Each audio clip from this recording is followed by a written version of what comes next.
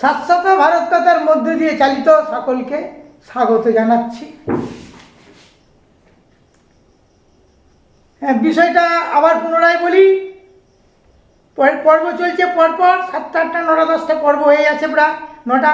মৃত্যু, পরলোক ও পুনর্জন্ম, এই পুনর্জন্ম এইসব বলতে গিয়ে প্রসঙ্গে এসে যাচ্ছে অন্য প্রসঙ্গে। হ্যাঁ, এই উচ্চারণের একটি ধারা চিত হইতে জন পর্যন্ত ভাটার টানে আমরা নেমে আসি। এটা বলা হয় জন্ম মৃত্যু। বলে থাকি যোগী মৃত্যুর ভেতর দিয়ে উত্তীর্ণ হন মহাজীবনে। মৃত্যুদ্বীপ নির্মাণ নয়, তাতে লয় মাত্র। একেই বলা হয় বৈবস্তত মৃত্যু, অর্থাৎ বিবস্থানের জ্যোতিতে উত্তরণ। এইবার দেহত্যাগের সময় মানুষের সেই অবস্থা হয়, সেই সম্বন্ধে একটু আলোচনা করা যাক, তাই তো? বলা যাক,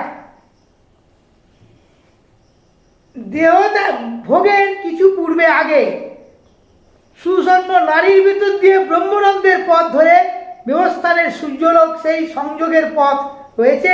সেই পথের দৃশ্য মৃত্যু পথযাত্রী সম্মুখে ভেসে ওঠে। সেই পথ ধরে অগ্রসর হতে সে প্রাণপণে চেষ্টা করে, কিন্তু মরণ মূর্ছা এসে তার চেতনাকে ঢেকে ফেলে। সে একটা ঘোর সুষুপ্তি কোলে ঢলে পড়ে, মৃত্যুর কোলে। সুষুপ্তি মানে ঘুমিয়ে পড়ে। সাধারণত ভোগশক্তি জীবের এই অবস্থা যোগী পুরুষদের কিন্তু হয় না। যোগী মহাপুরুষদের এই যে ব্রহ্মতালু, এখান থেকে আত্মা চলে যায়। ব্রহ্ম সহস্রা সহস্র যোগীদের শতচক্রের মধ্যে সহস্রা চক্র, এখান থেকে ব্রহ্মতালু আত্মা বেরিয়ে চলে যায়, দেখে দিচ্ছি। কিন্তু সাধারণ লোকের হয় না। যোগী মহাপুরুষ ধ্যান ধারণা বিবেকানন্দের হয়েছিল। স্বামী বিবেকানন্দ বিরাম যোগী ছিলেন, সপ্তর্ষি মণ্ডলের এক ঋষি। তার মৃত্যু প্রসঙ্গে যারা জেনেছেন, এরপরে বলবো, মৃত্যু তার ব্রহ্মতালি তালুয়ে রক্তপাত হয়ে এখানে চলে গেছেন আত্মা। কিন্তু সে খোঁজে, তখন মৃত্যু আমাদের আসে সাধারণ মানুষের, তখন সেই রাস্তাটা খোঁজে, কিন্তু হয় না, যেতে পারে না। তোর কর্মফল তাকে তো নিয়ে যান ভোগে, সেই নিম্নগামী নিদ্র দিয়ে, তার নাক দিয়ে, মুখ দিয়ে, কান দিয়ে, গুচ্ছের দাঁত দিয়ে, বিভিন্ন দাগ দিয়ে সে প্রমাণ রেখে যায়, চোখ চেয়ে তার আত্মা বেরোবেই বেরোবে। সেই জন্য বলে আখ্যা দেওয়া থাকে যোগী মৃত্যুর দিয়ে উত্তীর্ণ হয় মহাজীবনের আলোচনা করে যায়। দেহত্যাগের কিছু পূর্বে যে সুষমা নারী, আমাদের ৭২,০০০ নারী আছে, সেই নারীর মধ্যে থেকে আমাদের 3টে এখানে নারী আছে। পিঙ্গলা নারী, সুষমা নারী আর চন্দ্র নারী। আমাদের 3টে নারী শ্বাস প্রশ্বাসের সাহায্য চলছে। প্রাণায়াম করলে, যারা প্রাণায়াম শিখবেন বা করেন তারা জানতে পারেন যোগীরা। দেহত্যাগের কিছু পূর্বে সে সুষমা নারীর ভিতর দিয়ে ব্রহ্মরুদ্ধে যাওয়ার চেষ্টা করে আত্মা। মানুষ তো আলো খুঁজবে, অন্ধকারে কেউ কেউ যেতে চায়? আমরা তো আলো চাই। ওই যে ঠাকুর বলেছে, ওই একটা জ্যোতি, ওই একটা আলো দেখা যাচ্ছে, আর কিছু নয়। ঈশ্বর সেই আলোকিত আত্মা, আত্মদর্শন। তাহলে সেই সংযোগ তারা খুঁজে যাওয়ার চেষ্টা করে, যে আমি অন্ধকারে যাব না, এখান দিয়েই বেরোবো। সে পথ কিন্তু রুদ্ধ হয়ে থাকে। সংযম পথ রয়েছে, সেই পথের দৃশ্য মৃত্যু পথযাত্রীর সম্মুখে ভেসে উঠবে।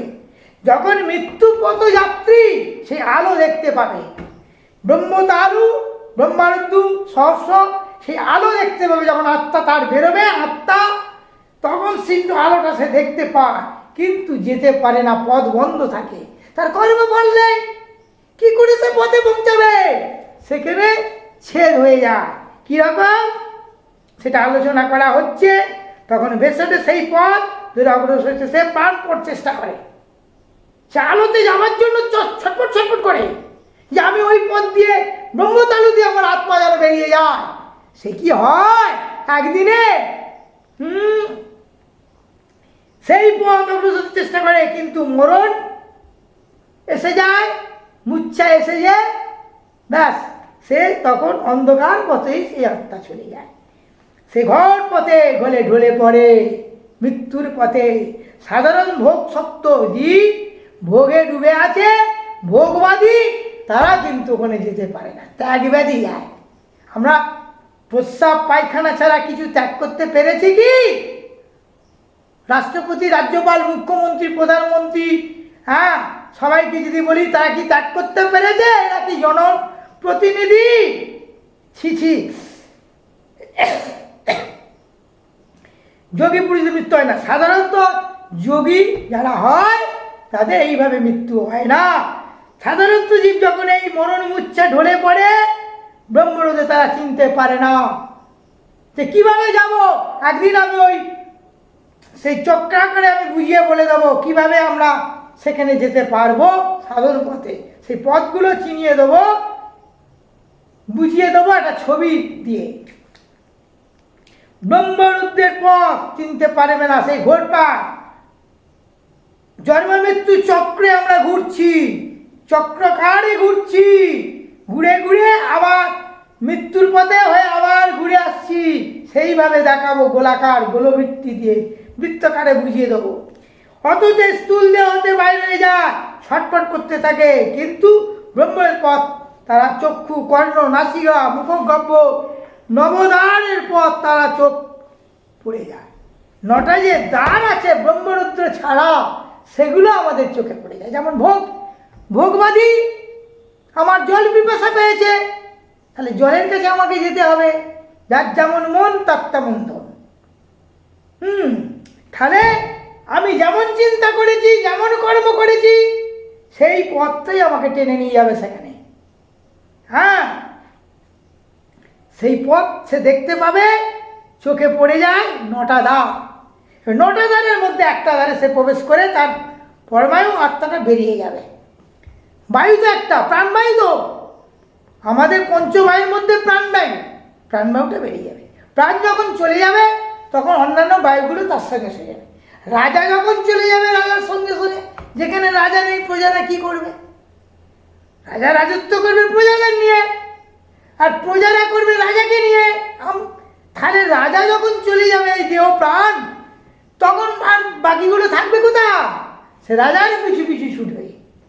তাহলে নটা দ্বারের মধ্যে যখন আমাদের পঞ্চবায়ুর মধ্যে প্রাণবায়ু যখন চলে যাবে দেহ থেকে, তখন বাকিগুলো চলে যেতে বাধ্য। তখন আমরা মানুষের মৃত্যু বলে ঘোষণা করি। পড়ে থাকে সংসারের বন্ধনে, আমার শরীরটা, পঞ্চ শরীরটা পড়ে থাকে। যোগী পুরুষরা মরণ মূর্ছার আচ্ছন্ন হয়ে পড়ে, আত্মচেতনযুক্ত থাকতে পারে, এই ব্রহ্মরুদ্র পথই নিষ্কা হয়ে যায়। এই ব্রহ্মরুদ্র পথকেই যোগের ভাষায় দশম দ্বার বলা হয়। নটা দ্বার বলেছি, নবম দ্বার, তারপরে এটা দশম দ্বার। এখানে যাওয়া মুশকিল, বিবেকানন্দের হয়েছিল, যোগীদেরা। এই ব্রহ্মরুদ্রের নাম দেবযান পথ। দেবযান পথ বিবস্থানে বৈবস্ত মৃত্যু একবারই হয়ে থাকে। এটাই সাধকের আকাঙ্ক্ষিত ক্রম মুক্তির পথ। জন্ম মৃত্যুর ওপারে দাঁড়িয়ে সমুদ্রের বুকে ঢেউ ওঠার মতো দৃশ্য প্রত্যক্ষ সামর্থ্য যার থাকে, সে এক নির্বিকার সাক্ষী চেতনার প্রকৃত লাভ করে। অজ্ঞানতার ঘোর কাটিয়ে যায়, উঠিতে পারলে অবস্থা থাকে, অধিষ্ঠান তত্ত্বের সঙ্গে যুক্ত হতে পারলে মৃত্যুর পরবর্তী অবস্থা নিয়ে মাথা ঘামানোর প্রয়োজন তাদের ফুরিয়ে যায়। আত্মা যে অমর, সেই বোধের সে প্রতিষ্ঠিত হয়ে যায়। এইবার তা বুঝিতে কষ্ট হয় না, সে মৃত্যুটা জন্মের রূপান্তর মাত্র। মৃত্যুটা হচ্ছে জন্মের রূপান্তর মাত্র। আমরা বিশাল সমুদ্রের বুকে তরঙ্গ ইল্লনের মতো এই জন্ম মৃত্যুর খেলা সেই অনন্ত চেতনার বুকে অনন্তকাল ধরে চলে আসছে। দুটি ভাবকে বিচ্ছিন্নভাবে না রেখে একটি অপরটি এই পরিণতি, এই সামগ্রীর বোধের মনকে স্থির করতে পারলে আমাদের আর মৃত্যু ভয় কাতর হতে পড়ে না। এই সামগ্রীর বোধটি রবীন্দ্রনাথের ভাষায় বলে ওঠে, নদী তট সম কেবলই বৃথায় প্রবাহ আঁকড়ি রাখিবারে চাই, একে একে বুকে আঘাত করিয়া ঢেউগুলি কোথায় যায়, অল্প লইয়া থাকি তাই মোর, যাহা চায় তাহা যায়, যা যায় আর যাহা কিছু থাকে সব যদি সপিয়া তোমাকে তোমাকে দিয়ে থাকি, সব যদি তোমাকে থেকে আজ এই পর্যন্ত, এরপরের ভিডিওতে বলবো।